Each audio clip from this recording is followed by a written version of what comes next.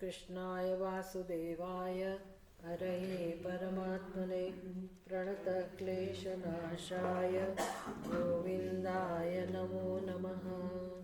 गुरुर्ब्रह्मा गुरुर्विष्णुः गुरुर्देवो महेश्वर गुरुरेव परं ब्रह्म तस्मै श्रीगुरवे नमः।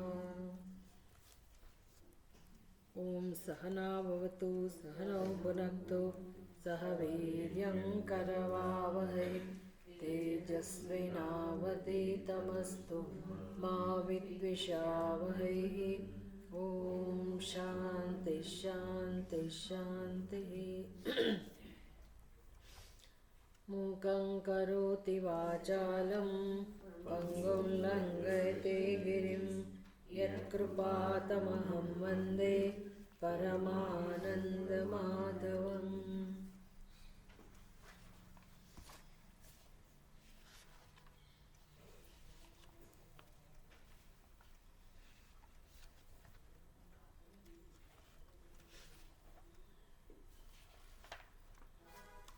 ध्यान श्लोक राम गीता।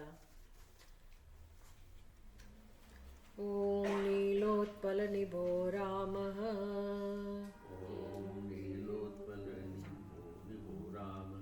लक्ष्मणः कैरवोपमः मानसे राजतां मेतौ बोधवैराग्यविग्रहौ।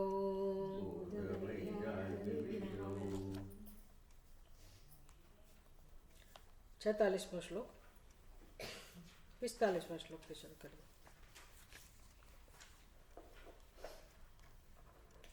एवं सदात्मानमखण्डितात्मना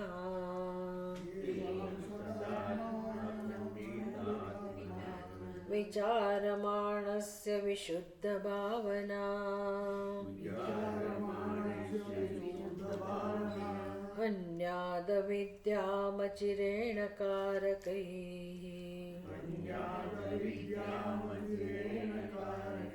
रसायनं यद्वदुपासितं मृजः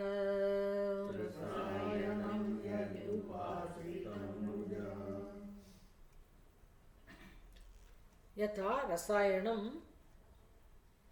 यद्वद उपासितं मृजः।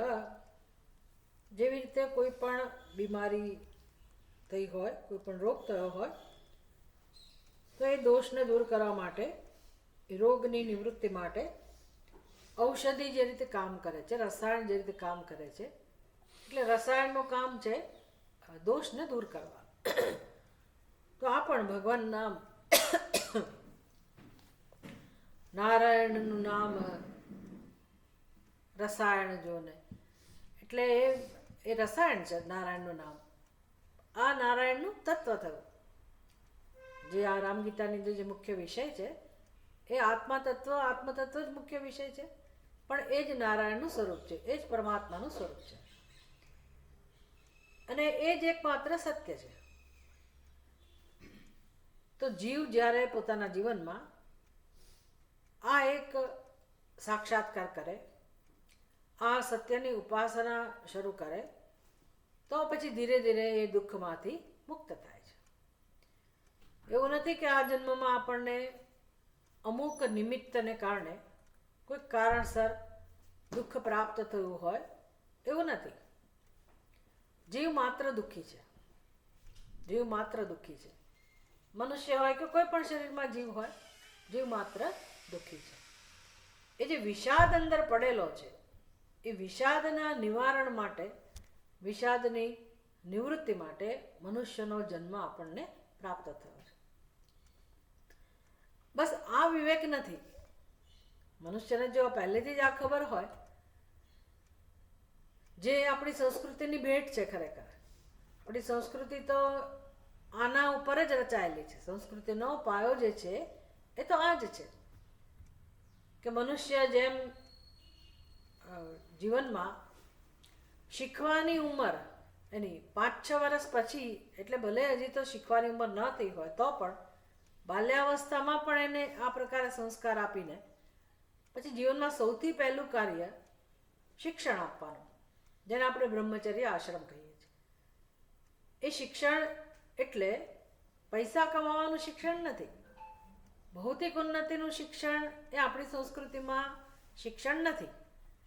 હા, પરાવિદ્યા અપરાવિદ્યા બે વિદ્યાનું જ્ઞાન પ્રાપ્ત કરવું જોઈએ. અને એ અપરાવિદ્યા એટલે જેમાં આ ભૌતિક વસ્તુઓ જે છે જગતનું તત્વ અને ભૌતિક ઉન્નતિ માટે મહત્વની વસ્તુઓ, જગતની વાસ્તવિકતા, આ બધું અપરાવિદ્યાની અંદર આવી જાય.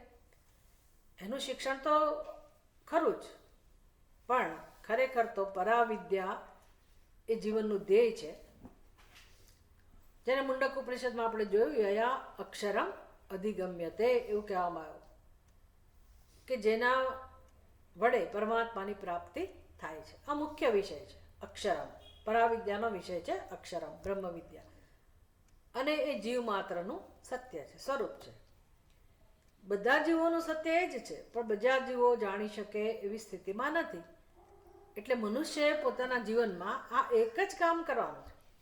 મુખ્ય ધ્યેય આ જ છે, જેને આપણે આધ્યાત્મિક ઉન્નતિ કહીએ છીએ. સીધે સીધું કંઈ જ્ઞાન ના થાય, અહમ બ્રહ્માસ્મિ તત્વમસી, સીધું જ્ઞાન ના થાય. એટલે જીવન જીવવાની એક પદ્ધતિ આપી. બે મનુષ્ય જન્મે એટલે આડેધાડ પોતાના સંસ્કારો પ્રમાણે, અજ્ઞાન પ્રમાણે જીવન જીવે એ ઈચ્છનીય નથી. એટલે એને શિક્ષણ કેમ આપવું?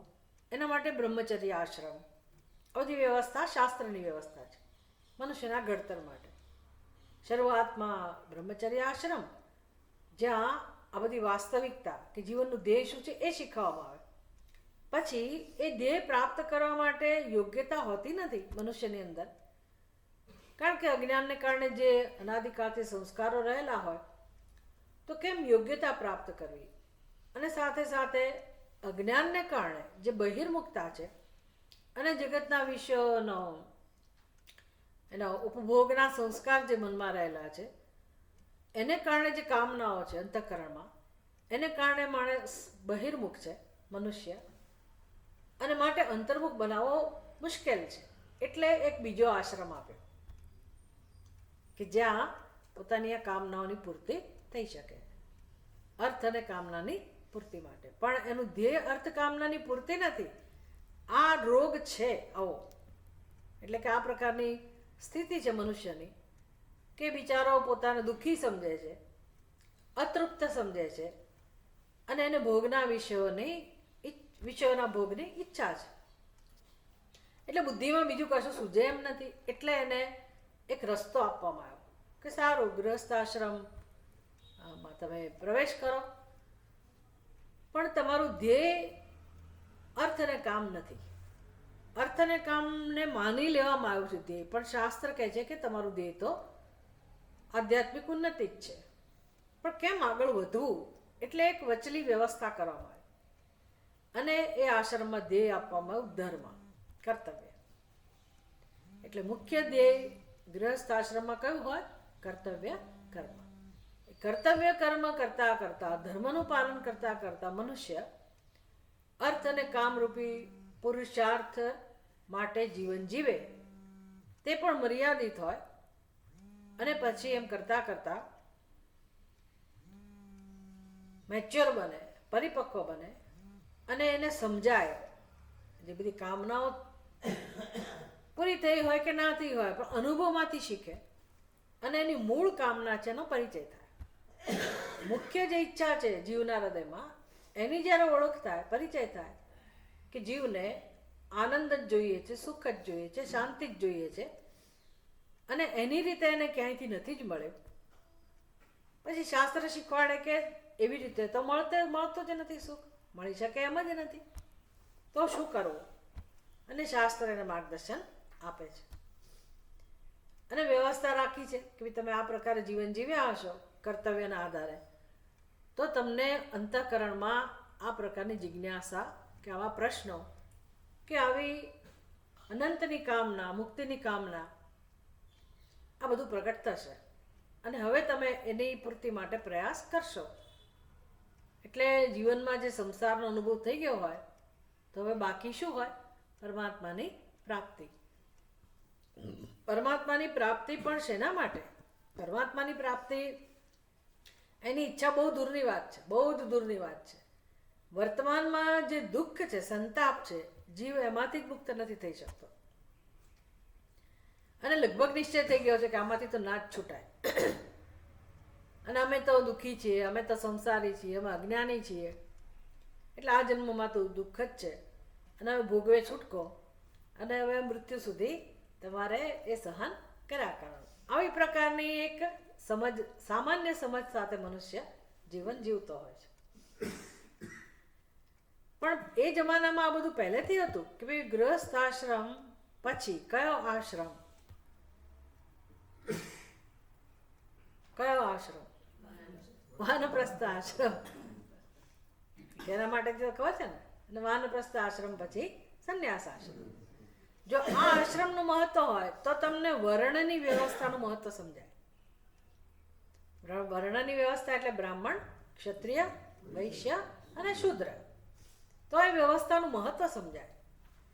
દરેક માટે સંન્યાસ આશ્રમ ફરજિયાત છે. દરેકે મોક્ષ પ્રાપ્ત કરવાનો જ છે.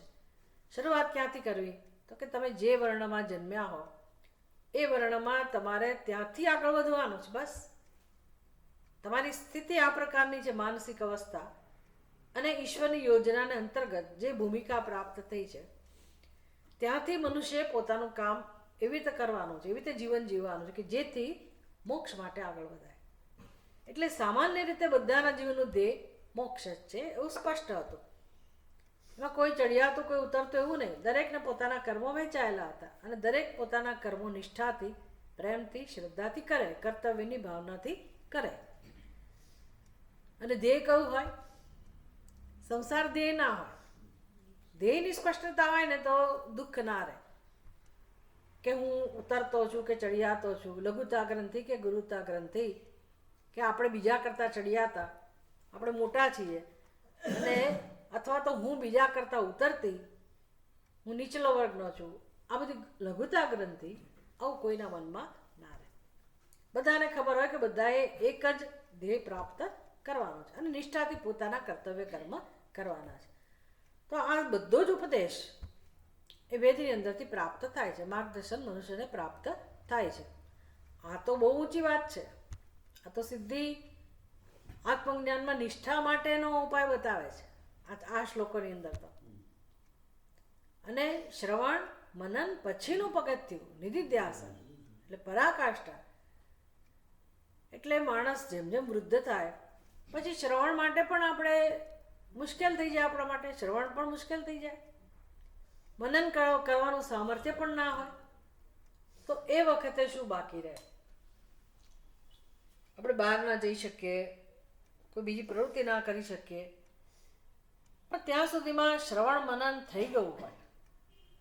અપેક્ષા એ છે વાનપ્રસ્થ આશ્રમની અંદર, એટલે કે 50 વર્ષથી આ શ્રવણ મનન અધ્યયન બધું શરૂ થઈ ગયું હોય. એમ કરતાં કરતાં ઘણું બધું ચિંતન થયું હોય અને અમે જ્યારે ફિઝિકલી, શારીરિક રીતે આપણે કશું કરવા સમર્થ ના હોઈએ તો મનથી જે સાંભળ્યું હોય, સમજ્યા હોઈએ એ આત્મતત્વનું અનુસંધાન માત્ર કરવાનું હોય. જ્યારે, જે સમયે, જે રીતે, જેટલી માત્રામાં આત્માનું ચિંતન. એટલે કોઈ ત્યાં ઉદ્વેગ ના હોય, સંતાપ ના હોય, આનંદ હોય કે અમારે બીજું કશું કરવાનું નથી. મુક્ત થઈ ગયો માણસ. આ સારામાં સારી વ્યવસ્થા છે જીવન જીવવાની, ઉત્તમમાં ઉત્તમ પ્રકારની વ્યવસ્થા છે. પૂર્ણ સંતોષ હોય મનુષ્ય કે અમારે આ સિવાય જીવનમાં કંઈ કરવાનું નથી. અને આ જ રસ્તો છે પાછો. નહીંતર આ ઉંમરમાં એ લોકો ભટક્યા કરતા હોય, આ કરું કે તે કરું, આને સાંભળું કે પહેલાંને સાંભળવું, આ સંપ્રદાયમાં જવું કે પહેલાં સંપ્રદાયમાં જવું, શું કરવું, કયા ઈષ્ટ દેવતા હોય, કોને ભજવા, આ બધા પ્રશ્નો આ અવસ્થામાં ના હોય. આ અવસ્થામાં તો આત્માના સ્વરૂપનું જ્ઞાનય હોય, સંસ્કારય હોય અદ્વૈતના, અને જે કે અવરોધો દૂર થયા હોય બુદ્ધિમાં, અજ્ઞાનને કારણે જન્મેલા રાગ દ્વેષ વગેરે ન થયા હોય તો દૂર કરવાનું મહત્વ હોય. પછી ઈશ્વરનું અનુસંધાન એનું મહત્વ હોય, આત્માનું અનુસંધાન કેમ કરવું એનું મહત્વ હોય. આ સિવાય જીવનમાં હવે કોઈ ધ્યેય નથી, એની સ્પષ્ટતા હોય. એટલે બહુ સુંદર જીવન હોય. વૃદ્ધાશ્રમ એટલે ખરેખર બહુ જ શાંતિનું જીવન, બહુ આનંદનું જીવન, પ્રસન્નતાનું જીવન, જ્યાં જગતનો સ્વીકાર હોય, આપણો પણ સ્વીકાર હોય, ઈશ્વર સૃષ્ટિને આપણે સમજતા હોઈએ, ઈશ્વરના સ્વરૂપને આપણે સમજતા હોઈએ, અને હવે આત્મરૂપે રહેલા ઈશ્વરના સાક્ષાત્કાર માટેનું આ જીવન હોય છે. સારું કે નહીં? કેવું સારું નહીં? બીજી કોઈ ચિંતા જ ના હોય, અને એકલા હોય તો ઉત્તમ. ઘરમાં જ આશ્રમ થઈ ગયો, આશ્રમમાં જવાની જરૂર નહીં, બધી સગવડતાઓ સચવાઈ રહે, પૂરેપૂરું આપણે અધ્યયન કરેલું હોય આપણા જીવનમાં, અને હવે માત્ર એનો રસાસ્વાદ માણવાનો હોય જીવનમાં.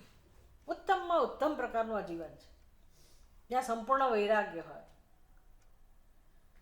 ભગવાનમાં શ્રદ્ધા હોય, અને નિશ્ચિંતતા હોય, અને શાસ્ત્ર માટે પ્રેમ હોય.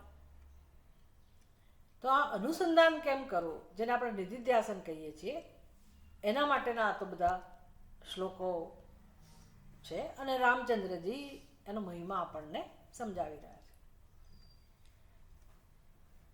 એટલે સમજાવ્યું કે જેવી રીતે કોઈ રોગ હોય તો એનું નિવારણ રસાયણથી થાય, રસાયણના સેવનથી થાય. પછી પથ્ય જોડે હોય, પથ્ય તો સાથે હોય જ. પથ્ય પળાય જોને નારાયણ નામનું જે રસાયણ છે એ તો લેવાનું, પણ પથ્ય પણ પાળવાનું, એટલે મૂલ્યનિષ્ઠ જીવન વગેરે. તો અહીંયા શું કહ્યું આપણને? એવમ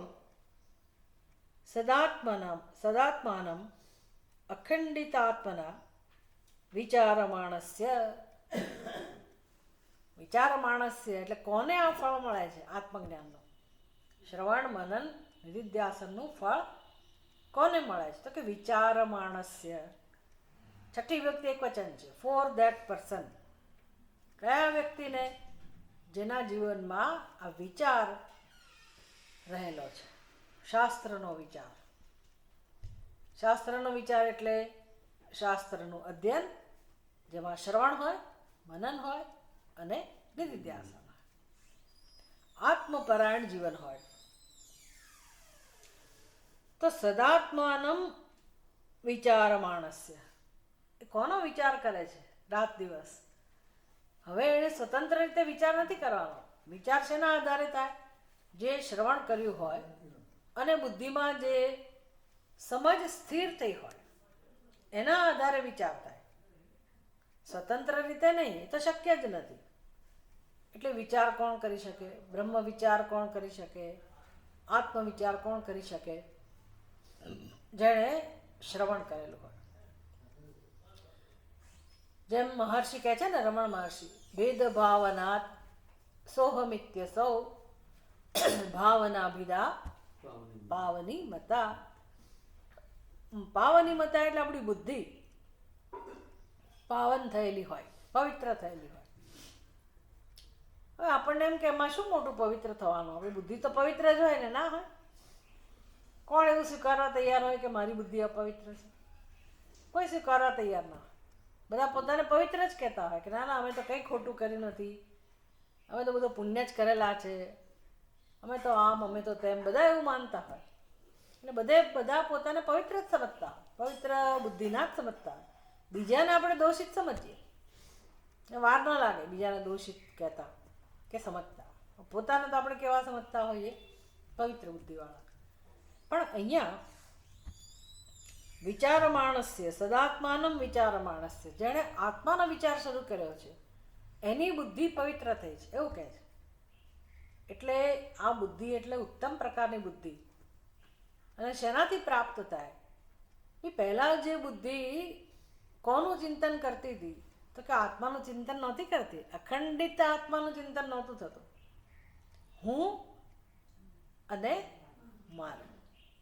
હું અને મારું એટલે બે ખંડ થયા. કોઈક બીજું હોય તો જ હું એને મારું કહી શકું. બીજું આપણા કરતાં ભિન્ન કોઈક હોય ત્યારે જ આપણા હૃદયમાં બીજા માટે રાગ હોય અથવા તો બીજા માટે દ્વેષ હોય. રાગ માટે પણ દ્વૈત જોઈએ દ્વેષ માટે પણ દ્વૈત જોઈએ. એટલે હું અને મારું કહેવા માટે પણ શું જોઈએ? દ્વૈત જોઈએ. તો સંસારમાં તો આ પાયો છે, હું અને મારું. હવે ખરેખર દ્વૈત હોય ને આપણે એવું કહેતા હોઈએ તો કંઈ વાંધો નથી, પણ એવું છે નહીં. એવું છે નહીં. એક અખંડ બ્રહ્મ, પૂર્ણ બ્રહ્મ એ એકમાત્ર સત્ય છે. સદા સર્વકાળે આ જ સત્ય છે. એવા સત્યને આપણે વિકૃત રીતે સમજીએ છીએ. ખંડ ઉત્પન્ન કરીને, વિભાગ ઉત્પન્ન કરીને આપણે એને સમજીએ છીએ. એટલે અનેકતાવાળી બુદ્ધિ છે, દ્વૈત બુદ્ધિ છે આપણી. આ બુદ્ધિને પવિત્ર બુદ્ધિ કહેવાય નહીં. તો એ દ્રષ્ટિથી જુઓ તો બધાની બુદ્ધિમાં શું છે? પવિત્રતા કે અપવિત્રતા? અપવિત્રતા. તો પછી એમાંથી ભાવનાઓ જન્મે પણ કેવી હોય? અપવિત્ર જ હોય. એટલે આવું તો અનાદિકાળથી ચાલ્યું આવે છે. એટલે આવા સંસ્કાર, અજ્ઞાનના સંસ્કારને કારણે જે આપણા હૃદયમાં રાગ અને દ્વેષ છે, એનાથી ખરડાયેલું આપણું ચિત્ત છે. એને કારણે જે વિચારનો પ્રવાહ છે, એ વિચારોનો પ્રવાહ પણ ભેદભાવનાવાળો છે. જ્યાં કોઈકનો આપણે સ્વીકાર કરીએ છીએ અને કોઈકનો તિરસ્કાર કરીએ છીએ. જો એક જ અખંડ બ્રહ્મ એ સત્ય હોય તો મારું તારું, હું કે મારું, રાગ અને દ્વેષ આ બધું આપણી બુદ્ધિમાં ન હોય. પણ છે એનું શું કરવું? તો છે શું વસ્તુ બતાવે છે? સત્યનું અજ્ઞાન. સત્યનું અજ્ઞાન તો છે, પણ લાપરવાહી, કે જાણવાનું પણ નહીં, પ્રયાસ પણ નહીં કરવાનો અને એમાં જ રચ્યા પચ્યા રહેવાનો. એટલે આ પ્રકારનું જીવન એમના પતન. પછી તમે ગમે તેવું મહાન કાર્ય કરતા હો કે ભૌતિક ઉન્નતિ પ્રાપ્ત કરી હોય, પણ મૂળમાં જ જો દ્વેષ બુદ્ધિ હોય, વિભાગ પડેલા હોય, તો એ બુદ્ધિ પવિત્ર નથી. મોક્ષ માટે બુદ્ધિ યોગ્ય નથી. તો ક્યાંથી શરૂઆત થાય? પહેલે જ દિવસે તમે જાઓ શાસ્ત્ર પાસે, ગીતા પાસે, ઉપનિષદ પાસે, તો ઉપદેશ તો કેવો હોય? ગીતા પાસે જાઓ તો ભગવાન એવું કહેવાના છે, સર્વધર્માન પરિત્યજ્ય મામ એકમ શરણમ વ્રજ. ભાઈ આ મારું તારું છોડ, હું અને મારું છોડ, મારા એકના જ શરણમાં આવ, બીજું કોઈ ના જોઈએ. મારું એકનું જ શરણ એવું ભગવાનને આપણી જેવા નીકળે કે તમે મારી પાસે જાઓ, બીજા પાસે ના જાઓ. તો આપણા મન ભગવાનમાં શું ફેર છે? પણ ભગવાન એવું કહે છે એટલે એનો અર્થ એ થયો કે એક અખંડ તત્વ હોવું જોઈએ. ભગવાન સિવાય કોઈ ખરેખર નહીં જ હોય તો જ ભગવાન કહેતા હોય કે મારા શરણે આવો. અને બીજું છોડવાનું કહે છે, જે નથી એને આપણે પકડેલું છે, એ આપણી કલ્પના છે, નમ દ્વૈત. એનું શરણ છોડીને ભગવાન કહે છે અદ્વૈતનું શરણ લો, સત્યનું શરણ લો. તો જેણે જીવનમાં આ અદ્વૈતના સંસ્કાર મેળવેલા છે, તો અદ્વૈતના સંસ્કાર એક જ રીતે આવે, અદ્વૈતના જ્ઞાનથી, અદ્વૈતના માર્ગદર્શનથી, અદ્વૈતના સેવનથી, અદ્વૈતનો ઉપદેશ કરનારા ગ્રંથોના સેવનથી જ આપણી બુદ્ધિમાં અદ્વૈતના સંસ્કારો આવે. એટલે અદ્વૈત માટે જ્યારે આપણને પ્રેમ જન્મે, શ્રદ્ધા જન્મે, આદર જન્મે, અદ્વૈત એટલે આત્મા, બીજું કંઈ નહીં. અદ્વૈત એટલે આત્મા, આપણું સ્વરૂપ, એ અદ્વૈત છે. આત્મા અદ્વૈત છે, એટલે કે આત્મા એક જ છે, આત્મા સિવાય કશું નથી. આત્મા સિવાય કશું નથી અને આત્મા જ સત્ય છે.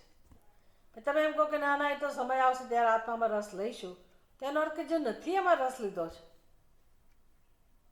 એટલે અજ્ઞાનમાં આપણે મસ્ત છીએ, અજ્ઞાનને પ્રાધાન્ય આપેલું છે. અને આત્મા એટલે હું, બીજું કોઈ નહીં. અને એ આત્મા પૂર્ણ હોય, અખંડ હોય, તો એને જાણવા માટે આપણા હૃદયમાં પ્રેમ જન્મ્યો હોય, આદર જન્મ્યો હોય. એક તો આ વસ્તુ કે આત્મા માટે આદર જન્મે, પ્રેમ જન્મે.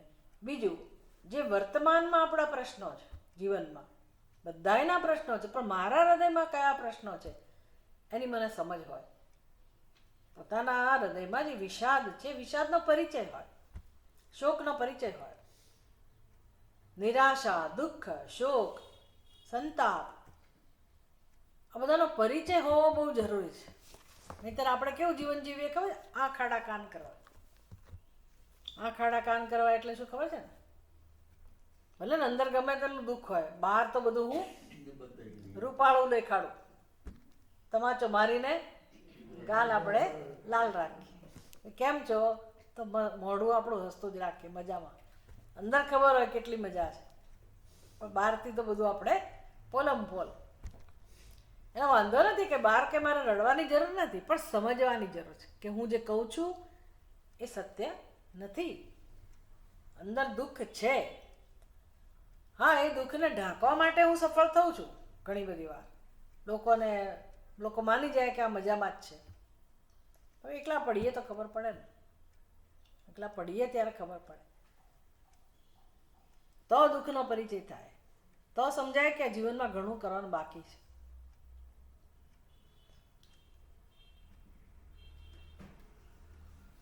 એટલે એ વિષાદનો પરિચય થાય, સંતાપનો પરિચય થાય, પછી એ સંતાપ દૂર કરવાની ઈચ્છા જન્મે. જેમ અર્જુન પોતાના દુઃખનો સામનો કરી જ ના શક્યો.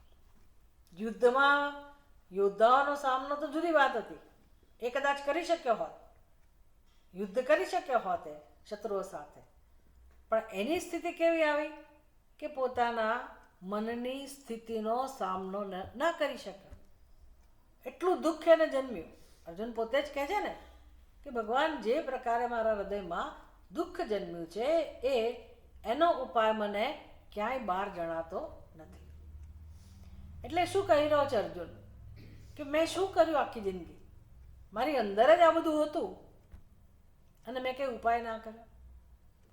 જેમ કોઈ વ્યક્તિને ડૉક્ટર એવું કહે, બિચારા આમ જ તપાસ કરવા માટે ગયા હોય અને કહે કે ભાઈ તમારું તો લાસ્ટ સ્ટેજમાં કેન્સર છે ને લાસ્ટ સ્ટેજમાં, તો આપણને થાય ને કે અત્યાર સુધી શું કર્યું?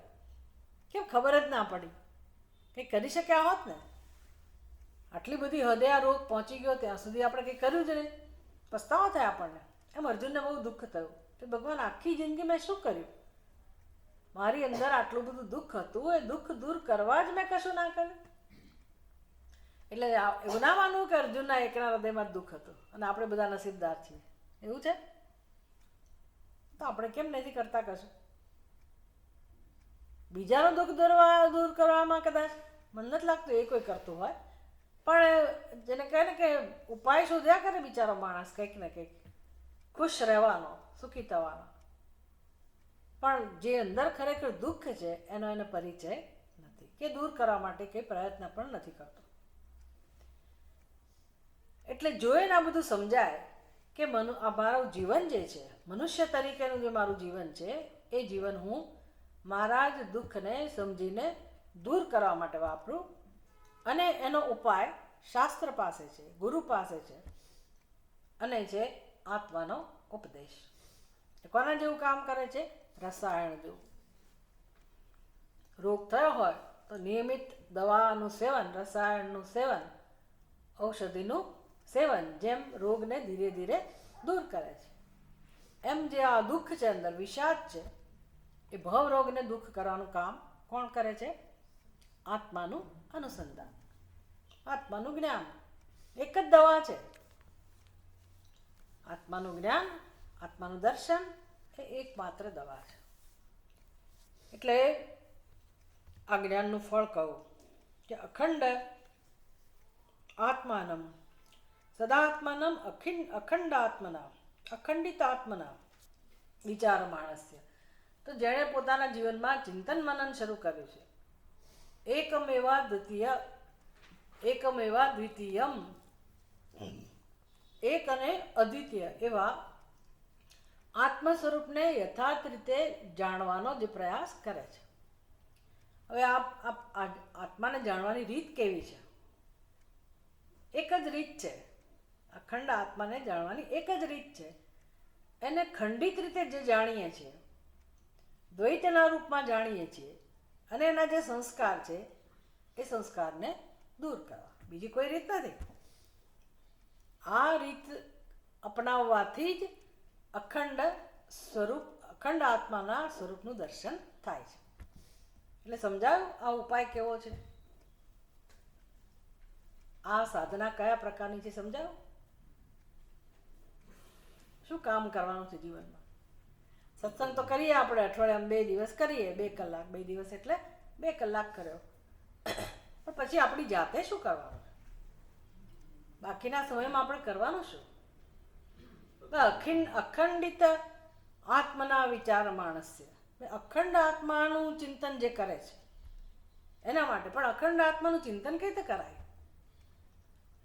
શું કરાય? કેવી રીતે કરાય? હું અખંડ છું, એક છું, અદ્વિતીય છું, કેવી રીતે કરવું?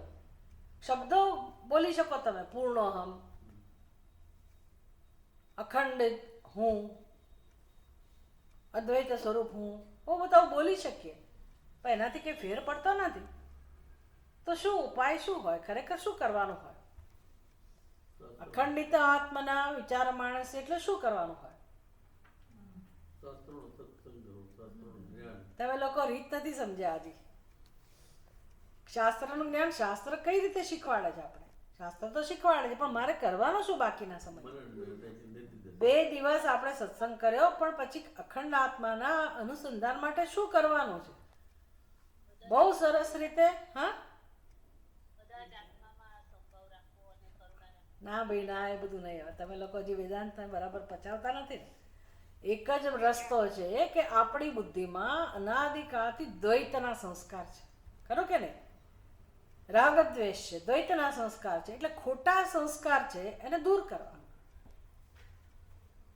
અખંડ આત્માને કંઈ ઉત્પન્ન નથી કરવાનું, એ તો છે જ, પણ એની જગ્યાએ હું જે અધ્યારોપ કરું છું અને દ્વૈતના સંસ્કાર જે છે, તો દ્વૈતના સંસ્કાર એટલે અવિદ્યાને ધીરે ધીરે દૂર કરી. બાકીના સમયમાં એક જ કામ કરી શકીએ આપણે, અને એક જ કામ, એક જ રીત છે કે દ્વૈતના સંસ્કારને કેમ દૂર કરવા. એટલા માટે તો રાગદ્વેષ દૂર કરવાનો છે. રાગદ્વેષ શેમાંથી જન્મ્યા હોય? અદ્વૈતના સંસ્કારમાંથી જન્મ્યા હોય.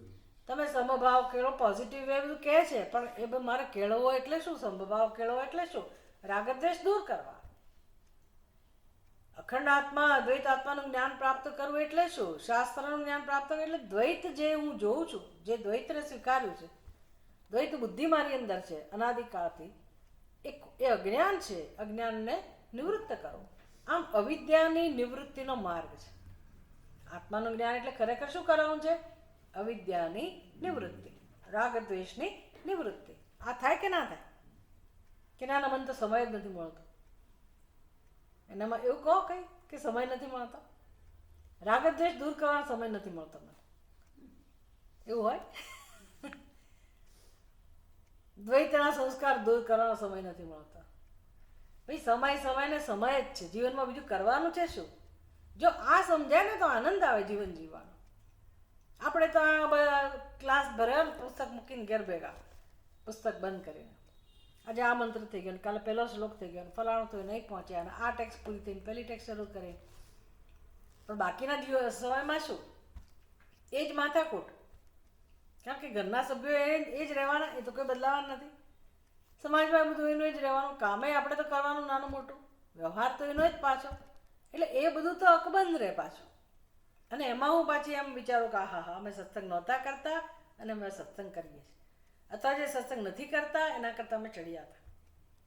આ બધા આપણા ખ્યાલો હોય, પણ ખરેખર જીવન કેમ જીવવું એનું માર્ગદર્શન અહીંથી મળે છે ને સત્સંગ દ્વારા. જીવનમાં શું કરવાનું છે મારે? સત્સંગ તો કરે, પણ બાકીના સમયમાં શું કરવાનું એ મહત્વનું. એ આપણે યાદ નથી રાખતા, કારણ કે આપણને ખબર નથી કે આત્મજ્ઞાનનો માર્ગ શું માર્ગ છે. આત્મજ્ઞાનનો કોઈ માર્ગ નથી. આત્માના દર્શનનો ઉપાય શું છે? આત્માના દર્શનની અનુભૂતિ કઈ રીતે થાય? તો કે આત્મા સિદ્ધ જ છે, જ્ઞાન સ્વરૂપ જ છે. એ તો વિચારો પ્રગટ થઈ જ રહ્યો છે. વચ્ચે કોણ આવે છે? મારા સંસ્કાર, અજ્ઞાનમાંથી જન્મેલા સંસ્કાર, જે મારું સાચું સ્વરૂપ નથી, મારો સાચો સ્વભાવ નથી. દરેક વ્યક્તિને મુશ્કેલી શેની સાથે હોય છે? આપણા સ્વભાવ સાથે. જેનો જે સ્વભાવ હોય તે, પણ કોઈને કોઈનો સ્વભાવ ગમતો નથી હોતો. થોડીક વાર ગમે, પણ એમાં પાછા દોષ દેખાય. એટલે આપણે પછી માની લઈએ કે આ મારો સ્વભાવ જ એવો છે, અથવા પેલી વ્યક્તિનો સ્વભાવ આવો જ છે, સારો નથી, મારો સ્વભાવ જ ખરાબ છે. તો શું વેદાંત આવું શીખવાડે છે? વેદાંત એવું કહે છે તમારો સ્વભાવ ખરાબ છે એવું કહે છે? વેદાંત તો કહે છે સ્વભાવ એક જ છે, સ્વભાવ એક જ છે, સત ચિત અને આનંદ, એ જ સ્વભાવ છે. સ્વભાવ એટલે જેમાં ક્યારેય કોઈ પરિવર્તન ન આવે, સદા સર્વદા સમાન હોય. જેમ કે અગ્નિનો સ્વભાવ કેવો હોય? ગરમી, ઉષ્ણતા. પછી અમદાવાદમાં અગ્નિ હોય કે આફ્રિકામાં અગ્નિ હોય કે ક્યાંય પણ અગ્નિ હોય બ્રહ્માંડમાં, અગ્નિનો સ્વભાવ કેવો હોય? ઉષ્ણતા. એમાં ક્યારેય પરિવર્તન ના આવે, એને સ્વભાવ કહેવાય. બરફનો સ્વભાવ કેવો હોય? શીતળતા. પછી એમાં જો પરિવર્તન આવે તો એને બરફનો સ્વભાવ કહેવાય નહીં. એમ આત્માનો સ્વભાવ, આત્મા એક જ છે, પાછા અનેક આત્માય નથી કે ભાઈ આ આત્મા જુદા સ્વભાવનો, પેલો આત્મા જુદો સ્વભાવનો, એવું પણ નથી. આત્મા માત્ર એક છે અને એનો સ્વભાવ છે સત, ચિત અને આનંદ. એમાંથી તમે એવું કહી શકો કે મને સત નથી ગમતું, ચિત અને આનંદ તો બહુ ગમે પણ સત ના ગમે, એવું કહી શકાય? ચિત નથી ગમતું, સત ને આનંદ બરાબર છે, એવું કહી શકાય? એ પણ શક્ય નથી.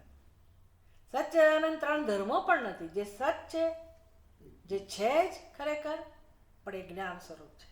એટલે ચિત્ત એનાથી જુદું નથી, સત ચિત્તથી જુદું નથી, ચિત્ત સતથી જુદું નથી. જે છે એ જ્ઞાન સ્વરૂપ છે. એટલે જે અસ્તિત્વ સ્વરૂપ છે એ વાસ્તવમાં જ્ઞાન સ્વરૂપ છે. અને એ એક અને અદ્વિતીય છે, એ અનંત છે, પૂર્ણ છે, અખંડ છે, અને એ આનંદ સ્વરૂપ છે. જે અખંડ હોય, પૂર્ણ હોય, નિત્ય હોય, જ્ઞાન સ્વરૂપ હોય. જ્ઞાન સ્વરૂપ હોય એટલે વાત પૂરી થઈ ગઈ. એ પવિત્ર જ હોય, આનંદ સ્વરૂપ જ હોય. આત્માનો સ્વભાવ તો આ જ છે. એટલે અત્યારે કઈ દુઃખી તમને અનુભવાતો હોય, મારો આત્મા દુઃખી છે, એટલે સચ્ચિદાનંદ જેનો સ્વભાવ છે એ સચ્ચિદાનંદ સ્વરૂપ આત્મા અત્યારે દુઃખી છે, એવું થયું ને? છે તો એ સચ્ચિદાનંદ, અત્યારે કેવો છે? બિચારો, બાપડો, દુઃખી.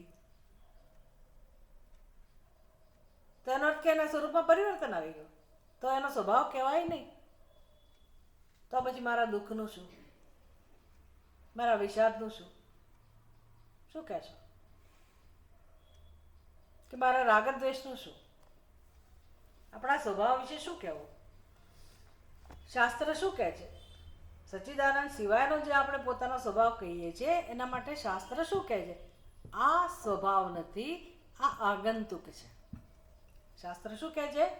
આ આગંતુક છે. આગંતુક શું એટલે ખબર છે? આગંતુક એટલે શું એ ખબર છે?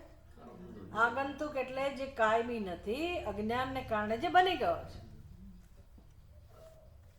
અત્યારે અહીંયા આપણે આગંતુક કહેવાય, હમણાં આવ્યા અને પછી પાછા જતા રહેવાના. અમને આગંતુક ના કહેવાય, આપણે આવનારા ને જનારા. એમ જે સ્વભાવ જેને આપણે સત્યતા આપીએ છીએ કે આ મારો સ્વભાવ, શાસ્ત્ર કહે છે તમારો સ્વભાવ નથી. એ કેવો છે? આગંતુક, અજ્ઞાનને કારણે આવેલો છે. અને એ જે સ્વભાવ જે છે ખોટો, અજ્ઞાનને કારણે જે આવે, એ સ્વભાવ મને મારા સાચા સ્વભાવનો અનુભવ કરવા દેતો નથી. ઓહો, આ સમજાય તો કેવું જ છું. આ જેને સમજાવ્યું એ માણસ સંન્યાસી જ હોય, એ ભક્ત જ હોય, એ વૈરાગ્ય વાળો જ હોય ને સુખી જ હોય. ભલે સ્વભાવ ના બદલાય તો સુખી હોય. કેમ તો કે એને બીજું કંઈ કરવાનું જ નથી, એક જ કામ કરવાનું છે, આ સ્વભાવને દૂર કરવાનો છે.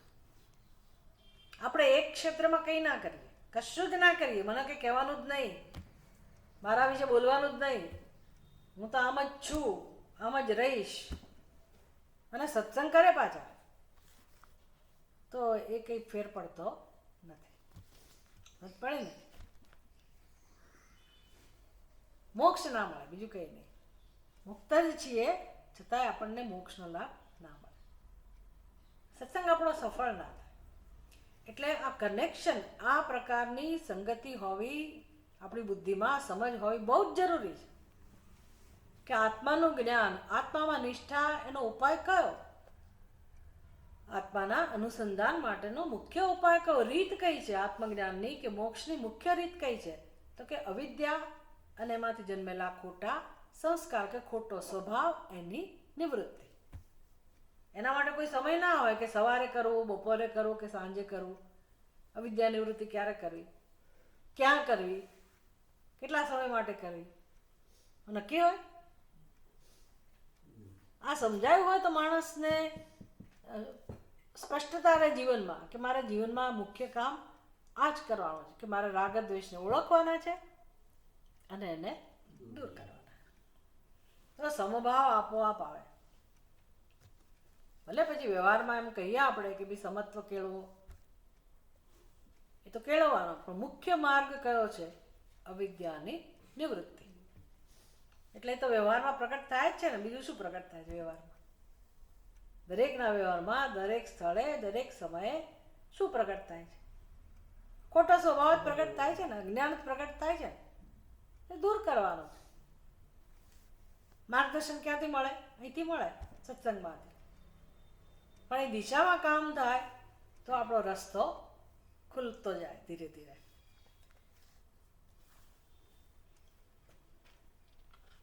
તો આવું જેને કામ કર્યું છે એને કહેવાય વિચાર માણસ્ય વિશુદ્ધ ભાવના. એનું હૃદય પવિત્ર થાય. બાકી હૃદય પવિત્ર ના થાય. બુદ્ધિમાં ભલે ને ગમે તેનું ઠાંસી ઠાંસીને ભરો, પણ હૃદયમાં કોઈ પવિત્રતા આવે નહીં. એટલે આ બંને કામ જ્યાં થઈ રહ્યું છે, આવો વ્યક્તિ વિશુદ્ધ ભાવનાને કારણે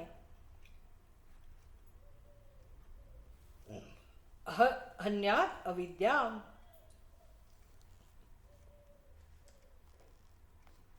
એ શું કરે છે? તો કે તત્ક્ષણ અવિદ્યાનો નાશ કરે છે. કારકૈ સહ. કારકૈ સહ એટલે શું? અવિદ્યામાંથી જન્મેલી ભેદ બુદ્ધિ. કારક એટલે શું ખબર છે? કારક એટલે કર્મમાં જે ઉપયોગી હોય એને કારક કહેવાય. તો આપણી બુદ્ધિમાં કારકો છે. ક્યાંથી શરૂઆત થઈ? અહમ કરતા, હું કરતા છું, આ એક કારક થયો. પછી શું કરો છો? બીજો પ્રશ્ન આવ્યો, ખરો ને? એને શું કહેવાય? કર્મ. કરતા કર્મ. કેવી રીતે કરો છો? શેનાથી કરો છો? એને શું કહેવાય? સાધન. કરણ. કરણ. ક્યાં કરો છો? સત્સંગ ક્યાં કરો છો? અથવા કોને આપ્યું આ? એને કહે સંપ્રદાય. આ બધું વ્યવહારમાં હોય, બધા કારકો હોય. ફળ પડ્યું તો શું પ્રશ્ન જન્મે? ક્યાંથી પડ્યું? બરાબર ને? ક્યાંથી પડ્યું? ઘડો બનાવ્યો, શેમાંથી બનાવ્યો? તો એ જવાબ આવે એને કહેવાય અપાદાન. ફળ પડ્યું તો ક્યાંથી પડ્યું? વૃક્ષ પરથી. તો એવું નવું કારક થયું. ક્યાંથી પડ્યું? એનો જવાબ આવે એને કહેવાય અપાદાન. કોને આપ્યું? સંપ્રદાય. પછી આ યજ્ઞ ક્યાં ગોઠવાયો છે? સત્સંગ ક્યાં ચાલી રહ્યો છે? એનો જે જવાબ આવે એને કહેવાય અધિષ્ઠાન, સ્થળ. એ પણ કારક. આ બધા કારકો કર્મમાં બધા જોડાયેલા હોય. અને બધાની પાછળ આપણી સમજ કેવી છે? એક કારક બીજા કારક કરતા જુદો. આને આપણે સત્ય બુદ્ધિ સમજીએ. એટલે હું પોતે કરતા, મારું એક આખું વ્યક્તિત્વ એ ભેદ બુદ્ધિમાંથી જન્મ્યું. ખરેખર કોઈ કરતા કોઈ છે જ નહીં, પણ છતાં મારી બુદ્ધિમાં મારા માટે એવો ખ્યાલ છે કે અહમ કરતા. પછી હું કર્મ કરનાર એટલે કર્મ મારા કરતા જુદું. અને પછી આખો વ્યવહાર ચાલે છે. આ સંસાર થયો. આ બધો સંસાર, બધા કારકો જેમાંથી જન્મ્યા, શેમાંથી જન્મ્યા?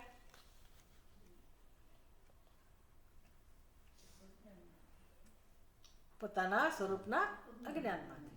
ભાઈ હું કરતા એવો ખ્યાલ શેમાંથી જન્મ્યો?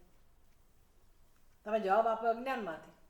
તો એનો અર્થ કે હું કરતા એ ખ્યાલ અજ્ઞાનમાંથી જન્મ્યો હોય તો એ કેવી રીતે જન્મે? અજ્ઞાનમાંથી એવો ખ્યાલ કેવી રીતે જન્મે? હું કરતા એવો ખ્યાલ ક્યાંથી જન્મે? અને કોનું અજ્ઞાન? શેનું અજ્ઞાન? અજ્ઞાનમાંથી જન્મ્યા એટલે શું? કઈ રીતે સમજવું?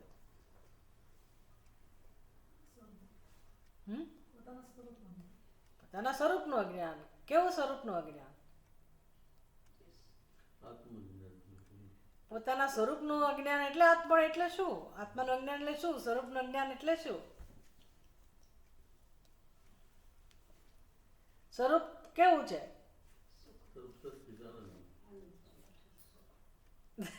સચ્ચિદાનંદ સ્વરૂપ આત્મા, જ્ઞાન સ્વરૂપ આત્મા હોય, એ આત્માનું સ્વરૂપ હોય તો હું કરતા છું એ ખ્યાલ ક્યાંથી આવે? એ ખ્યાલ અજ્ઞાનમાંથી જન્મ્યો છે કેમ કહેવાય? તમે આખી વસ્તુને બરાબર કનેક્ટ નહીં કરો ને, શબ્દો વાપર્યા કરશો તો એમ જ ચાલ્યા કરશે. અજ્ઞાનમાંથી જન્મ્યો આ ખ્યાલ. અજ્ઞાનમાંથી જન્મ્યો એટલે શું? તો કે સચ્ચિદાનંદ સ્વરૂપ જે છે એમાં ક્યારેય કરતા હોઈ શકે નહીં. કરતા કેવો હોય? અવયવો વાળો હોય. કર્મ કરનાર પોતે અવયવો વાળો હોય કે ના હોય? કર્મ કરવા માટે બધું જોઈએ કે નહીં? કર્મ કરનાર ધારો કે હું બોલું છું તો હું કરતા જ થઈ, મારી જાતને હું કરતા સમજતી હોઉં. એનો અર્થ કે હું બોલવાનું કાર્ય ક્યારે કરી શકું? મારી પાસે વાણી હોય, વાઘ ઇન્દ્રિય હોય અને હું બોલું તો હું કહું કે હું કરતા. આત્મા બોલી શકે? આત્મામાં તો વાઘ ઇન્દ્રિય છે ને. તો પછી મારું હું બોલતું, હું વક્તા છું, એને શું કહેવાય? અજ્ઞાનમાંથી જન્મેલું કાર્ય. મારે બધું સમજવું પડે કે ભાઈ આત્મા ક્યારે બોલી ના શકે. તો પછી હજારો પ્રશ્નો થવા જોઈએ. તો પછી બોલનાર કોણ છે? તો સાંભળવું એ પણ કર્મ છે. તો હું સાંભળનાર એવો જેનો ખ્યાલ છે તો એ પણ એ કરતા જ થયો. એટલે બુદ્ધિમાં આ હું કરતા જે છે એ ખ્યાલ અજ્ઞાનનું કાર્ય છે અને એમાંથી બીજા કારકોની જરૂર પડે છે. એટલે આખો સંસાર શેમાંથી જન્મ્યો? હું કરતા છું એ ખ્યાલમાંથી. અને હું કરતા છું એ ખ્યાલ આત્માના સ્વરૂપના અજ્ઞાનમાંથી જન્મેલો છે. અને આત્માનું સ્વરૂપ એનો ઉપદેશ તો શાસ્ત્ર આપે છે. ત્યારે સ્વરૂપ તો આપણે અનુભવીએ. સ્વરૂપ તો છે જ આપણું. સ્વરૂપ ઉત્પન્ન નથી કરવાનું, પણ એ સ્વરૂપ કેવું છે એ મને ખબર નથી. એ શાસ્ત્ર સમજાવે. તો જ્યારે સમજીએ ત્યારે પોતાના સ્વરૂપ ઉપર જે અધ્યારોપ કરેલો છે કે હું કરતા, એનો ધીરે ધીરે બાદ થાય. પછી તમને બધું સમજાવે શાસ્ત્ર કે તો પછી બોલે છે કોણ, બોલવા માટે શું જરૂરી હોય, બોલવાની વ્યવસ્થા કેવી છે, કઈ રીતે બોલાય છે, બધું શાસ્ત્ર સમજાવે છે. પણ આત્મા કરતા હોઈ શકે નહીં. આત્મા કરતા ના હોઈ શકે એટલે હું કરતા ના હોઈ શકું. આ પ્રકારે આત્માના અખંડ આત્મામાં, પૂર્ણ આત્મામાં, જ્ઞાન સ્વરૂપ આત્મામાં કર્તૃત્વ નામની વસ્તુ સંભવે નહીં. તો મારી બુદ્ધિમાં તો હું વિશે એવો જ ખ્યાલ છે કે હું જીવ છું. જીવ એટલે કરતા, ભોગતા. અત્યારે મોઢું પર લટકાવીને કેમ બેઠા? તો કે હું તો દુઃખી. દુઃખી એટલે શું? ભોગતા, દુઃખના ભોગતા. અથવા તો આમ હે હસતા હોય, સુખના ભોગતા.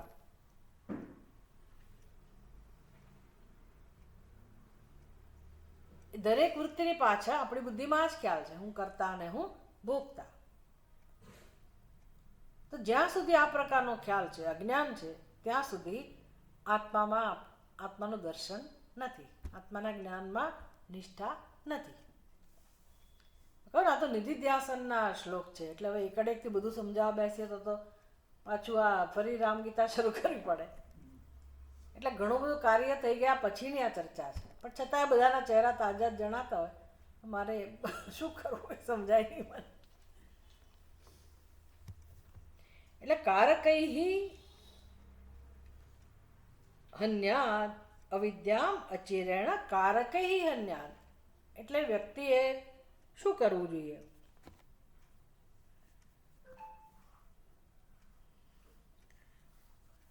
હન્યાદ કરવું જોઈએ. કરે છે એવો અર્થ કર્યો છે અહીંયા કે ભાઈ આ તો દૂર કરે છે. હન્યાદ એટલે નાશ કરે છે. કોણ નાશ કરે છે? તો કે વિશુદ્ધ ભાવના. એના હૃદયમાં વિશુદ્ધ ભાવના જન્મી છે, એ આ પ્રકારનું આત્માનું અજ્ઞાન, આત્માની અવિદ્યા અને એમાંથી જન્મેલું આ કર્તૃત્વ, ભોક્તૃત્વ એનો નાશ કરે છે. કારક એટલે આ બધી વસ્તુઓ, સંસાર એનો નાશ કરે છે. કોણ નાશ કરે છે? હૃદયમાં જન્મેલી વિશુદ્ધ ભાવના. એટલે આપણને સમજાય વિશુદ્ધ ભાવના એટલે કેવી હશે, તો કે આ સંસાર એટલે દ્વૈત બુદ્ધિમાંથી જન્મેલો, કર્તૃત્વ, ભોક્તૃત્વ એ બધું દ્વૈત બુદ્ધિમાંથી જન્મેલું, આત્માના અજ્ઞાનમાંથી. તો દ્વૈત બુદ્ધિને કોણ દૂર કરે છે? વિશુદ્ધ ભાવના. વિશુદ્ધ ભાવના એટલે અદ્વૈતની ભાવના, પૂર્ણોહમ શિવોહમ. પણ આ ભાવના શેમાંથી જન્મી? પૂર્ણ હું છું, અખંડ હું છું, એ ભાવના શેમાંથી જન્મે? તમે શ્લોકમાંથી જ હું બોલું છું, તમને બતાવું છું કે કોણ કારણ છે ને કોણ કાર્ય છે, કે શેમાંથી શું જન્મ્યું. તો છેલ્લું ક્રિયાપદ છે કે બે વિશુદ્ધ ભાવના અજ્ઞાનને એના કાર્ય સાથે દૂર કરે છે. કારકૈ સહ અવિદ્યા હન્યા, અવિદ્યાનો નાશ કરે છે. કોણ નાશ કરે છે? વિશુદ્ધ ભાવના.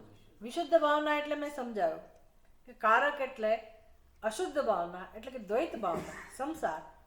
તો પછી સંસારને દ્વૈત ભાવનાને દૂર કરનાર કઈ ભાવના હોય? હા, પણ એ કેવી હોય? પેલી દ્વૈત ભાવના હોય તો આ કેવી હોવી જોઈએ? અદ્વૈત ભાવના. એટલે એટલું સમજાવવું જોઈએ કે વિશુદ્ધ ભાવના એટલે અદ્વૈત ભાવના. તો એ કોનામાં જન્મી એ પણ આમાં કહ્યું છે.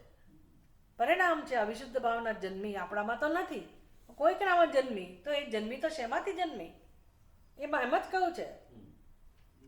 તેને કારણે છે વિચાર માણસ્ય, એટલે બુદ્ધુને કે સંસારી બુદ્ધિના લોકોને નથી જન્મતી. આ સમજ પડી ને?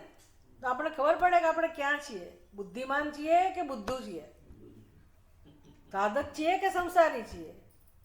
સમજ પડવી જોઈએ આપણને કે આપણી અંદર અદ્વૈતની ભાવના છે કે દ્વૈતની ભાવનાના જ સંસ્કાર ચાલુ છે, કે અદ્વૈત માટે માન વધ્યું કે નહીં, પ્રેમ વધ્યો કે નહીં. સમજ પડે આ બધા ઉપરથી ને આપણને. એટલે આપણે જો એવા વિશુદ્ધ ભાવનાવાળા નથી થયા તો શું કરવું કે જેથી વિશુદ્ધ ભાવનાવાળા થઈએ? તો વિશુદ્ધ ભાવના એનામાં ક્યાંથી જન્મી? વિચાર માણસ્ય. વિચાર માણસ્ય એટલે સમજાય છે ને? વિચારો આમનામ ના આવે. આમનામ વિચારો આવે ને છે ના આવે? બપોરે ચા પીધી તો હવે રાત્રે પાછી પીએ. કાલે ભજીયા ખાધા હતા, 15 દિવસ પહેલા ખાધા હતા, એટલે ફરી પાછા આમનામ આવે વિચારો. આત્મજ્ઞાનના વિચારો આમનામ આવે નહીં. ભોગના સંસ્કાર આપોઆપ જન્મ્યા કરે. એ બધા વિચારો આપોઆપ આવે, એમાં આપણે કશું કરવું ના પડે. પણ મારી બુદ્ધિમાં અજ્ઞાન છે અને અજ્ઞાન દૂર કરવા હું સત્સંગ કરું છું કે કરવો જોઈએ. તો હું સત્સંગમાં શું શીખું છું? રાત દિવસ શું શીખવાનું છે મારે, અને મારે શું છોડવાનું છે? આ બધું જેને સમજાય એને કહેવાય વિચાર માણસ્ય. જે યાંત્રિક જીવન જીવે છે, તો બધા માણસો યાંત્રિક જીવન જીવે છે. સવાર પડીને ઉઠ્યા, ઉઠવું હોય ત્યારે ઉઠ્યા, ઉઠ્યા પછી શું કરો બધું ફિક્સ છે, નાસ્તો પાણી કર્યા, ફલાણું ઢીકણું, ભોજનનો સમય થઈ ગયો, આ બધું યાંત્રિક ચાલ્યા જ કરે છે. એમાં કે તમારે નવો વિચાર કરવાની જરૂર હોતી નથી. એ બધું જીવન જીવાય જ છે. તો એ જીવન તો કેવું જીવન થયું? યાંત્રિક જીવન થયું. પણ હું જાગું પછી મારી બુદ્ધિનો ઉપયોગ હું ક્યાં કરું? કે શું રોજ આપણે શીખીએ છીએ. અને વ્યવહારમાં કેવી સાવધાની હોય કે મારો એ જ સ્વભાવ વ્યવહાર માટે જો કામમાં આવતો હોય તો એનો અર્થ કે મારા સત્સંગનો કોઈ લાભ હું લેતી નથી. વ્યવહારમાં પરિવર્તન આવે, સીધું જ પરિણામ આપણા વ્યવહારમાં પરિવર્તન આવે, આપણી ભાવનાઓમાં પરિવર્તન આવે, સંકલ્પમાં પરિવર્તન આવે, અને આપણને ખબર પડે કે ના, પહેલાં જેવો સ્વભાવ નથી. એનો એક આનંદ હોય, સિદ્ધિનો આનંદ હોય કે આપણે ઉપર ઉઠ્યા. હવે એવા રોદણા રોનારા નથી, નિરાશાજનક વિચારો કરવાવાળા નથી, ફરિયાદોવાળા નથી.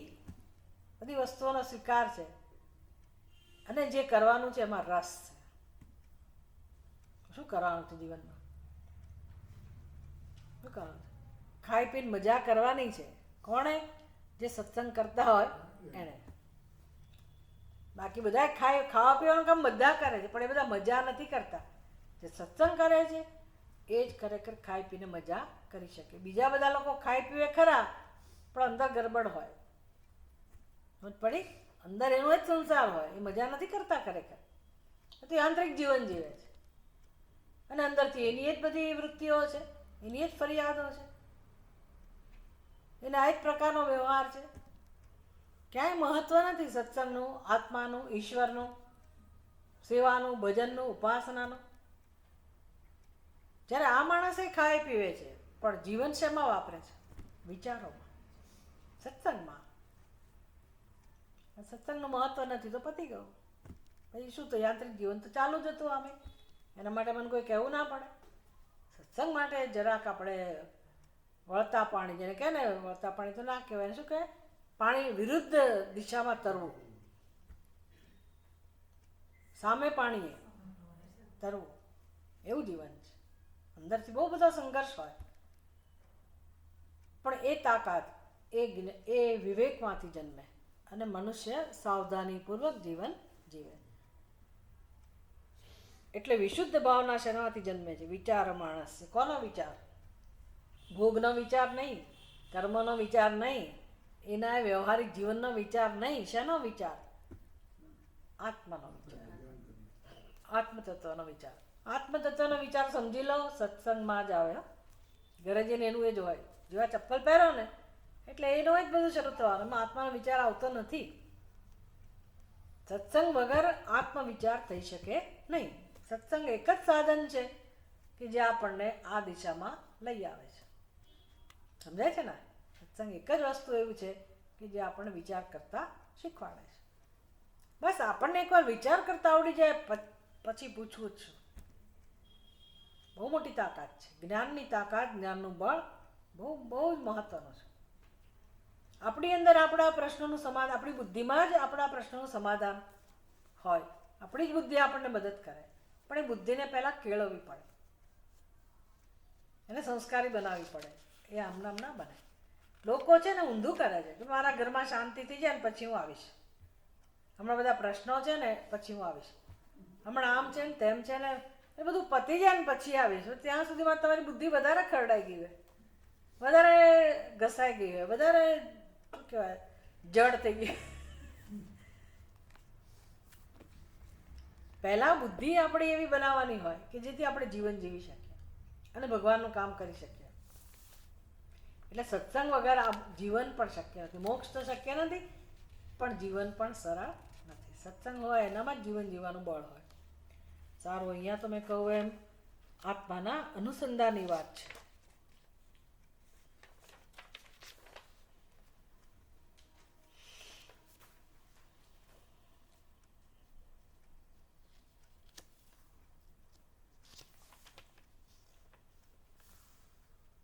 આમ ધીરે ધીરે આત્માનું અનુસંધાન એ રસાયણ બની જાય, ઔષધ બની જાય અને એમ કરતાં કરતાં આપણે ભવસાગરમાંથી ધીરે ધીરે મુક્ત થઈએ. તો એ માટેનો સાધન બતાવે છે આપણને. વિવિક્ત આસીન ઉપારતેન્દ્રિય વિનિર્જિતાત્મા વિમલાંતરાશય વિભાવયેદેકમનન્ય સાધન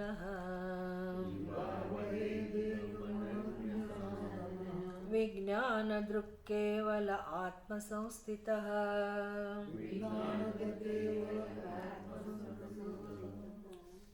વિવિક્ત આસીનઃ ઉપારતેન્દ્રિયઃ વિનિર્જિતાત્મા વિમલાંતરાશયઃ વિભાવયેદ એકમ અનન્ય સાધનઃ વિજ્ઞાનદૃક્કેવલ આત્મસંસ્થિતઃ. બધા સાધકના વિશેષણ છે, એટલે આપણે એવા બનવાનું છે. જીવનમાં શાંતિ જોઈતી હોય તો મારે શું કરવું એનો સરસ ઉપાય બતાવે છે કે તમે આવું બનો, આવું કરો. વિવિક્ત આસીનઃ, વિવિક્ત આસીનઃ. આ તો તમે ભગવદ્ ગીતાની અંદર ભગવાન કેટલી જગ્યાએ સમજાવે છે, 6ઠ્ઠા અધ્યાયમાં સમજાવે છે, બીજી બધી જગ્યાએ પણ વારંવાર સમજાવે છે. શંકરાચાર્યજી પ્રકરણ ગ્રંથમાં સાધન પંચકમાં એનું મહત્વ સમજાવે છે. આ બે આશ્રમ છે એનો અર્થ પણ આ વિવિકતા આસીના. એટલે જીવનમાં કેવી રીતે એકાંત મેળવવું, એકાંત પ્રિય બનવું એનું મહત્વ છે. વિવિક્ત આસીન, વિવિક્તે એટલે એકાંત પ્રદેશમાં રહેવું, એકાંત પસંદ કરવું. ભલે આપણે એવી જગ્યામાં ના રહીએ પણ દિવસમાં કેટલોક સમય એકલા રહેતા શીખો. ઊંઘી નહીં જવાનો, ટીવી નહીં જોવાનું, એ બધું નહીં કે હું તો એકલી જ રહું છું, એવું નથી. આ વાત એકલા એટલે કોઈ આધાર વગર આપણી સાથે જ આપણી મુલાકાત હોય અને આપણે બેસીએ. ઉપારતેન્દ્રિય, હવે મનમાં જે કંઈ બધા આકર્ષણો ઉઠતા હોય, વિષયોના વિચાર આવતા હોય, સંકલ્પ જન્મતા હોય, નવી નવી યોજનાઓ કરવાની ટેવ હોય, મનને બધામાંથી નિવૃત્ત કરવું. વિનિર્જિતાત્મા એટલે કે શમ દમ ઉપરતિ શ્રદ્ધા સમાધાન તિતિક્ષા, આ બધી વસ્તુ સમાધિ ષટક સંપત્તિ જે સવારના વિષયમાં આપણે જોયું હતું પ્રશ્નોપનિષદમાં, કેટલું બધું મહત્વ છે એનું. તો વિવેક વૈરાગ્ય પછી એની સંપત્તિ એટલે સમાધિ ષટક સંપત્તિ એ કેળવવી. વિભાવયે એકમ અનન્ય સાધન, કોઈ પણ બીજા સાધનોનો આશ્રય લીધા વગર એટલે બીજી કોઈ પ્રવૃત્તિ કર્યા વગર એકાંત પ્રદેશમાં બેસીને શુદ્ધ ચિત્તવાળા થઈને વિમલ આંતરાશય એટલે શુદ્ધ ચિત્તના થઈને. એટલે પછી હવે ગમે તેટલા એવા પ્રસંગો આવ્યા હોય, શોક જન્મે, અપમાન થાય, નિષ્ફળતા હોય, રોગ વગેરે થવું હોય, બીમાર પડ્યા હોઈએ, તે બધું ખંખેરીને અંદરની એક તાકાત મેળવીને શાંત ચિત્તે પોતાની સાથે એકાંતમાં બેસતા શીખો. અને વિભાવયે અનન્ય, વિભાવયે એકમ, એકમ એટલે માત્ર પોતાના સ્વરૂપનું ધ્યાન કરતા શીખો. કેવી રીતે? વિજ્ઞાન દૃક્સન, વિજ્ઞાન દૃક્સન એટલે જ્ઞાની બનીને.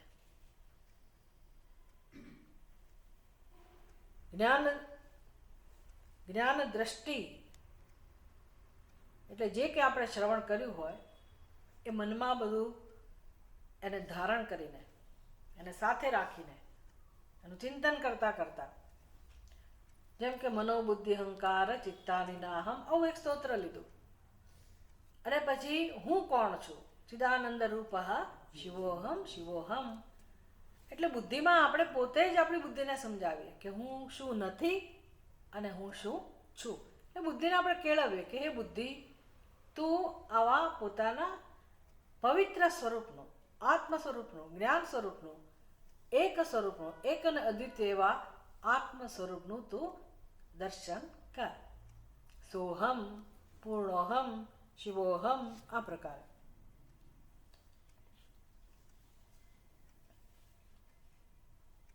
ઇન્દ્રિયોને એમના વિષયોમાંથી હટાવીને અંતઃકરણને પોતાને અધીન, એટલે કે મન હવે ચંચળ ના હોય, બીજા કોઈ સંકલ્પ ના હોય, પોતાની પાસે હોય અને શુદ્ધ ચિત્તવાળા થઈને, એકાગ્ર થઈને, બીજા કોઈ સાધનોનો આશ્રય લીધા વગર એટલે પ્રવૃત્તિ કર્યા વગર એકાંતમાં બેસીને આત્મામાં સ્થિત થઈને અસંગ બનીને માત્ર પોતાના સ્વરૂપનું ધ્યાન કરતા શીખવું. બહુ મહત્વની વસ્તુ છે. ધ્યાન કરવાની ટેવ શ્રેષ્ઠ વસ્તુ છે. રોજ થોડોક સમય આપણે ધ્યાનમાં બેસવું જોઈએ. કેવળ પોતાના સ્વરૂપનું અનુસંધાન કરવાની એકમાત્ર ઈચ્છા હોય.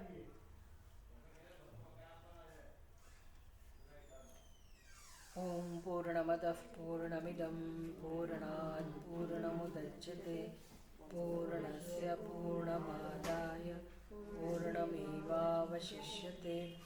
ઓમ શાંતિ શાંતિ શાંતિ.